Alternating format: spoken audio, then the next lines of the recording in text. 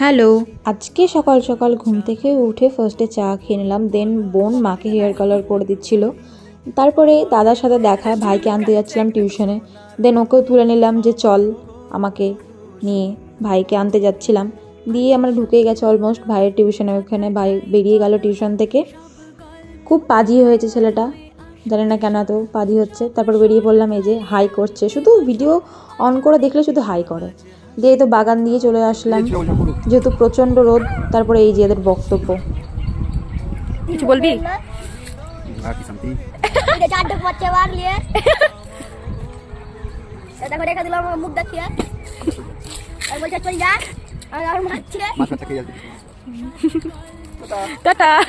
দেখতে দেখতে বোন চলে গেল স্কুলে, ওর এক্সাম চলছে।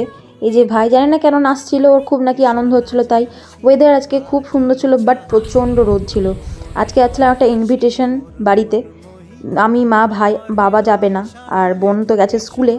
ওই জন্য আমরা তিনজনে বেরিয়ে পড়লাম, পাড়াতেই ছিল যদিও, ওই জন্যই বাগান দিয়ে আসলাম, কারণ প্রচণ্ড রোদ রাস্তায়, ওই জন্য বাগান দিয়ে গেলে একটু বেটার লাগছিল। তারপরে পৌঁছে গেলাম, দেন খেতেও বসে গেলাম গিয়ে। এই যে বেরিয়ে পড়েছি খাওয়া দাওয়া করে কাকিমাদের সাথে, সবাই মিলে বাগান দিয়ে যাচ্ছিলাম। ভাইকে ভিডিও করতে দিয়েছি, তাই এত বাজে ভিডিও করেছে। শিলা বৃষ্টি হওয়ার কারণে সব আম ঝরে গেছে, গোটা বাগানে আম পড়ে সব আম নষ্ট, খারাপ লাগছে। তারপরে তো বাড়ি পৌঁছে গেলাম। আর এই ফলটার নাম কি বলো তো, আমার তো খুব প্রিয়, তোমাদের প্রিয় কিনা জানিও। দেন চা খেয়ে নিলাম, সন্ধ্যেবেলা বাজারে বেরোছিলাম। এই যে দাদাও চা খাচ্ছিল আমাদের সাথে, একসাথেই ছিলাম দুজনে। তারপরে তো বেরিয়ে পড়লাম আমি আর দাদা বাজারে একসাথে। আজকে দাদাকে সঙ্গে নিয়ে নিয়েছি, কারণ দুপুরবেলা ও আমাদের বাড়িতেই ছিল। আজকে ওকেও নিয়ে গেছিলাম কালীবাড়ি, ও যাবে না বলছিল, জোর করে নিয়ে গেছি, কারণ আমাদেরকে তো প্রত্যেক দিন যেতেই হবে। তারপর আইসক্রিম খেতে ইচ্ছে করছিলো বলে আইসক্রিম খাচ্ছিলাম, এ তো ছিঁড়তেই পারে না।